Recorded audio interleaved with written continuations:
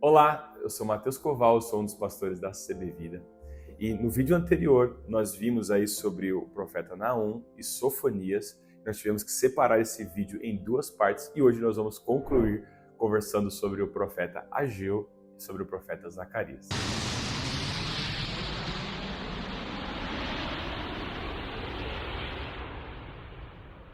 Vamos agora então com o livro do profeta Ageu. O livro do profeta Ageu é um dos livros pertencentes ao grupo desses profetas que nós estamos conversando aqui, que nós chamamos de profetas menores. E aqui a ideia não é menores pela importância ou pela relevância da conversa ou do conteúdo dos seus textos, mas é literalmente pelo seu tamanho físico. Mesmo aqui, mesmo com essas poucas palavras, né, textos mais curtos, possuem aqui um lugar importante na história geral da Bíblia hebraica. Por séculos, nós vamos ver que os profetas hebreus eles estavam denunciando Israel de quebrar a sua aliança com Deus através da idolatria na injustiça. Todos, já que nós vimos nesse vídeo, falam isso. Todos os profetas questionam isso, denunciam isso. Eles insistem em avisar que Deus iria enviar um grande império da Babilônia. Você percebe as conexões aqui em cada um desses textos, desses profetas, vindo para derrubar Jerusalém, destruir o templo e levar o povo para o exílio. E tudo isso aconteceu, tudo isso que nós estamos conversando aqui, aconteceu em 587 a.C.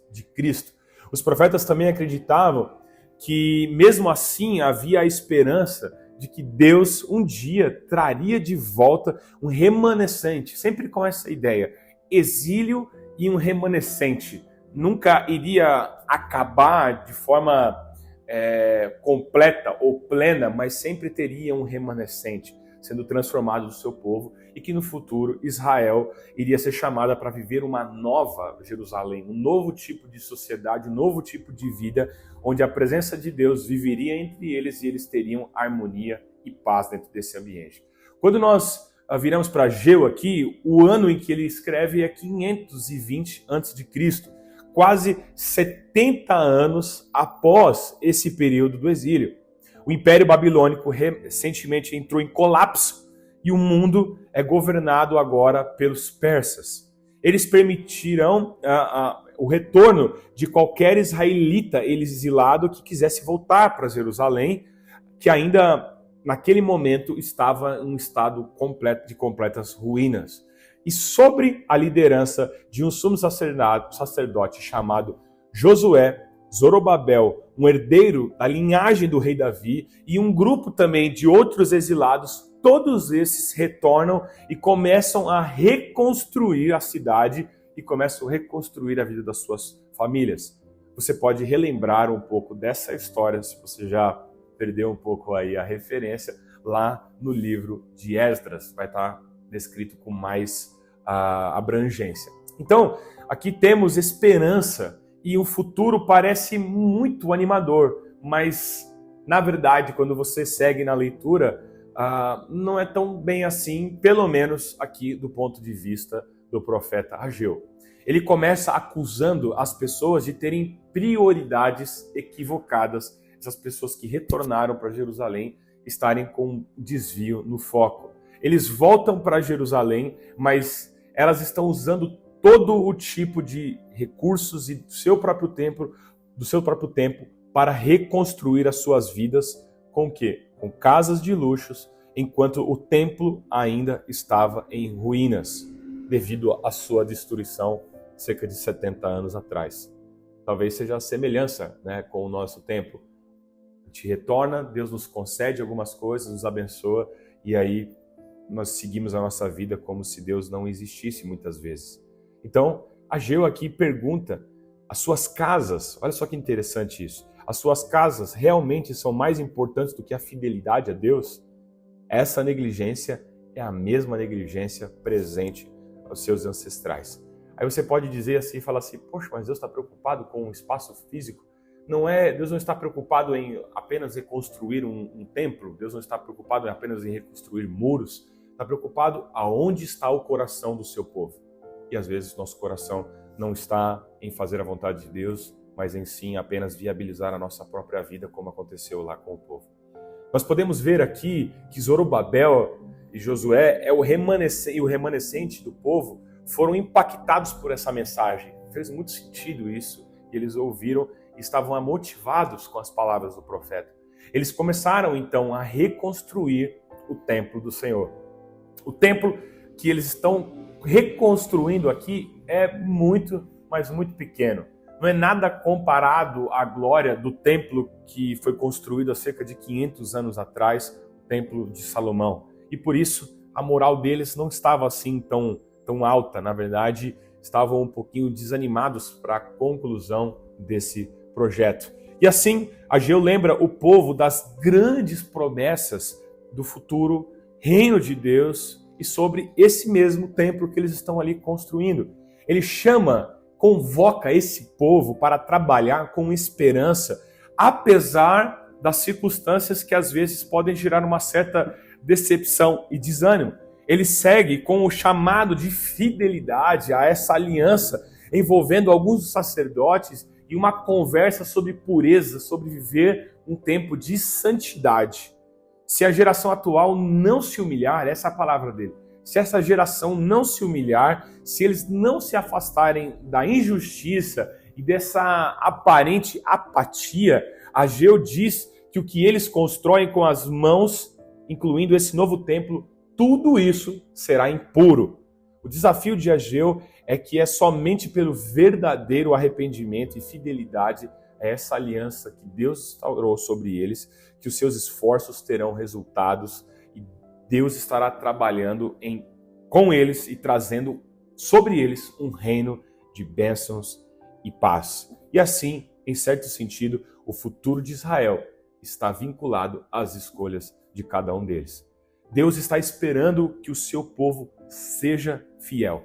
E assim, o texto de Ageu revela sobre algo muito semelhante ao desafio que Moisés deu à geração que passou pelo período do deserto antes mesmo de entrar na terra. A sua obediência levará à bênção e ao sucesso, se eles seguirem dessa forma, enquanto que a falta de fé levará eles à ruína. Essa, se você for perceber durante toda a leitura do Antigo Testamento, é a lógica sistêmica do Antigo Testamento, que em breve seria transformada, e graças a Deus e graças a Jesus que isso seria transformado. Deus não age mais desse jeito conosco. Se você obedecer, eu estou com você e te abençoo. Se você desobedecer, maldição. Não, a nossa obediência não nos gera créditos, ou a falta da nossa obediência nos gera débitos em relação a Deus. No Novo Testamento, a aliança é feita no sacrifício de Jesus e não mais baseado na nossa performance. E é muito bom, muito positivo isso. O livro conclui com esse resumo de Ageu da esperança futura do reino de Deus sendo estabelecido aqui nessa terra. Deus cumprirá aqui a sua promessa feita a Davi e estabelecerá o rei de sua própria linhagem nos dias de Ageu, que foi aqui representado por Zorobabel. E assim, o livro termina com esse futuro brilhante previsto para esse povo. Então a pergunta que fica é: será que a geração de Ageu será realmente fiel a Deus? Será que essa geração irá experimentar o cumprimento de todas essas promessas? Para isso, você terá que continuar lendo os últimos 2 livros, o livro do profeta Zacarias e Malaquias, para que você possa descobrir aí o desfecho dessa história. Então, chegamos aqui ao livro do profeta Zacarias. E o livro começa após o retorno dos exilados da Babilônia para Jerusalém.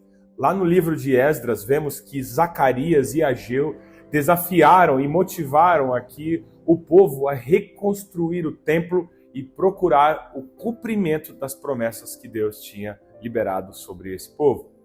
Então, há muito tempo atrás, Jerusalém havia dito que o exílio de Israel duraria cerca de 70 anos e que Deus restauraria a sua presença com um novo templo.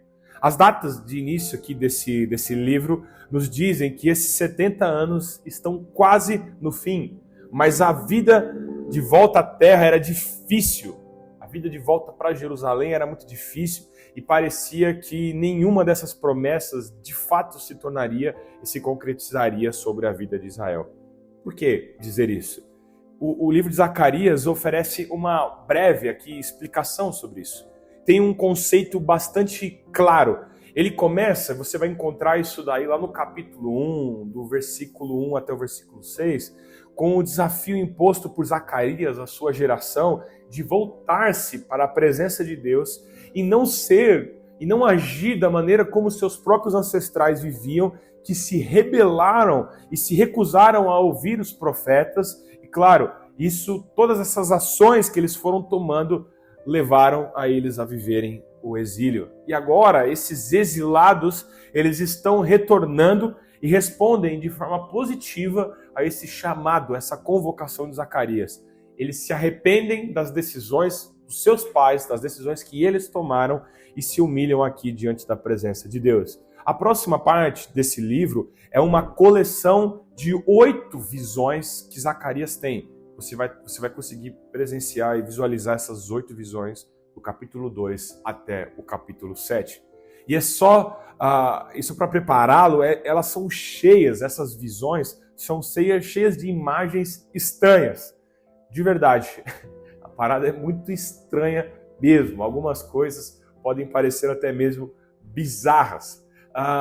Fazendo uma comparação aqui, você já se lembrou de alguns sonhos bizarros, talvez, que você já teve? Bom, não vou falar sobre sonhos aqui, isso é outro papo, mas a ideia aqui é que Deus se comunica com essas pessoas, com o seu povo, através de sonhos e de forma simbólica. Essa ação da parte de Deus é uma ação muito antiga, Deus se comunicar através dessa forma. Estes sonhos, eles davam esse significado a eventos atuais da época, mas também, ao mesmo tempo que esses sonhos falavam de realidades do presente, esses sonhos também estavam apontando para perspectivas referentes ao futuro do povo. E assim, Zacarias tem os seus próprios sonhos. A primeira e a última visão são acerca de 4 cavaleiros. Eles são como guardas, estão de certa forma patrulhando, rondando o mundo em nome de Deus. Essa ideia dos 4 cavaleiros é uma representação da vigilância, da atenção de Deus sobre as nações. Quer dizer, Deus está observando as nações. E o relatório é que o mundo está em paz. 2 perspectivas, né? Deus está observando o mundo, Deus não está sentado na arquibancada, deixando a vida rolar. E também ele fala sobre uma perspectiva de paz diante do mundo. E na época de Zacarias, isso se refere a como Deus ele levantou o povo da Pérsia para conquistar a Babilônia e trazer paz para as nações. Então a questão que surge aqui agora. Os 70 anos do exílio de Israel estão quase findando. Agora é a hora do reino messiânico em Jerusalém. Será que é o tempo do Messias vir sobre essa terra? E Deus responde dizendo que ele está determinado a cumprir cada uma dessas promessas. Mas ele deixa essa questão do tempo. Quando vai ser a vinda ou a chegada do reino do Messias, a chegada daquele que irá instaurar a presença do reino de Deus sem uma resposta definida. A segunda e a 7ª visão estão teoricamente ali emparelhadas, porque ambas esses sonhos e reflexões sobre o pecado de Israel, eles estão conversando sobre o exílio. Então tudo está bem vinculado. Essa segunda visão sobre o exílio, ele vai descrever chifres, algo bem bizarro para nós, assim, para nossa realidade mesmo. Mas a visão que ele traz é a visão de chifres que simbolizam essas nações que atacaram e depois dispersaram o povo de Israel. E aqui, no caso, ele está falando sobre a Síria e também sobre a Babilônia. A terceira e a 6ª visão também estão correlacionadas, pois ambas elas estão falando sobre a reconstrução de uma nova Jerusalém. E aparece lá um homem bom que está, de certa forma, medindo toda a cidade. É a representação daquilo que se concretiza na promessa de Deus de que essa Jerusalém seria reconstruída e que, de certa forma, essa cidade, ela seria um farol para todas as nações que se unirão ao povo de Deus e, claro, adorarão ao verdadeiro Senhor. A quarta e a quinta visão, elas estão no centro, estão bem num ambiente de atenção dessa coleção ou desses sonhos que estão sendo aqui apresentados. E elas são sobre os dois principais líderes, dentre esses, que foram exilados, Josué e o sumo sacerdote, falando sobre o sumo sacerdote, e também depois sobre Zorobabel, que seria o descendente real de Davi. Então, aqui o texto está nos descrevendo Josué usando de forma simbólica, vamos dizer assim, usando o pecado de Israel na forma de roupas, de vestes sujas, imundas. Mas, então, elas são retiradas e ganha roupas novas, roupas limpas, um novo turbante. E aqui a ideia é transmitir isso como um sinal, como um símbolo da graça de Deus, do perdão de Deus, da misericórdia de Deus. E então, um anjo diz a Josué que ele se permaneça, dizendo para ele permanecer fiel a Deus, e ele, o próprio Deus, o guiará, o povo, e é o próprio Josué, e ele se tornará esse símbolo da manifestação de um futuro Messias que estaria sendo vindo sobre a nação. O sexto sonho é sobre um pergaminho que voa e volta para a Nova Jerusalém, punindo todos os ladrões, mentirosos e homens maus. O sétimo sonho é sobre uma mulher em uma cesta e nos dizem que ela é o símbolo dos séculos de rebelião do qual o povo de Israel viveu frente à aliança que tinha estabelecida com Deus. Essa mulher, ela é levada para a Babilônia por outras mulheres que carregam essa cesta voando com asas de cegonha. Eu sei, é bem estranho e bem bizarro. E de certa forma, quando nós lemos isso, realmente tudo pode dar um nó na nossa cabeça e falar, cara, não vou ler isso aqui, vou pular, que não está fazendo sentido nenhum. Mas essas visões, esses poemas aqui, eles estão cheios de imagens surpreendentes e não seguem o fluxo linear de pensamento. Se você tentar entender de forma linear e cronológica isso daqui, não vai fazer sentido nenhum. E isso é parte do objetivo, de fato. É como a história e as nossas vidas. Nem sempre elas se encaixam, as nossas histórias se encaixam em padrões puros e ordenados e exatamente estruturados. Mas o ponto a nós refletirmos aqui e termos uma grande atenção é que os profetas, eles ofereceram para o povo e oferecem para nós que estamos fazendo a leitura desse texto hoje, vislumbres da mão de Deus no trabalho, Deus guiando a história em direção dos seus próprios propósitos. E por fim, Zacarias vai nos convidar a olhar para o caos, para essa aparente desordem do nosso mundo e esperar a vinda do reino de Deus, e que deve motivar a nossa fidelidade e a nossa entrega no nosso tempo presente.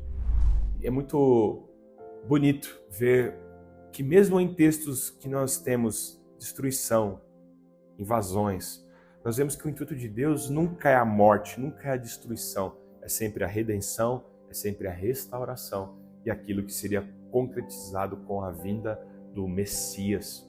O reino de Deus está próximo, está chegando entre nós. Estamos aí em vias de acabar o Antigo Testamento e nós estamos chegando para a vinda de Jesus. E nós veremos na semana seguinte o desfecho aí do restante dos livros proféticos. Deus abençoe você.